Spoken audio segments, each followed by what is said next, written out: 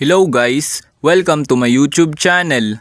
Ngayon ay tuturuan ko kayo kung paano makita ang message request sa Messenger. Una, pindutin lang ang ating Messenger application.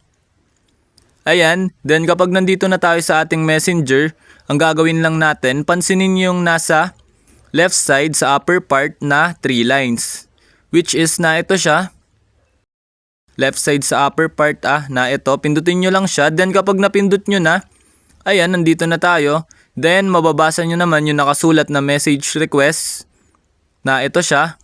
Ito, pindutin lang natin yung message request. Then, ayan, then kapag napindot nyo na, mapupunta na tayo dito. Then, ayan, dito lalabas yung mga message request nyo. Dito nyo makikita yon. Then, dito naman sa kabila is spam. Mga spam message. Dito nyo makikita. Ayun, ganun lang naman kadali para makita ang message request dito sa Messenger application. Ayun lang. Thanks for watching. Subscribe me for more videos like this. Thank you.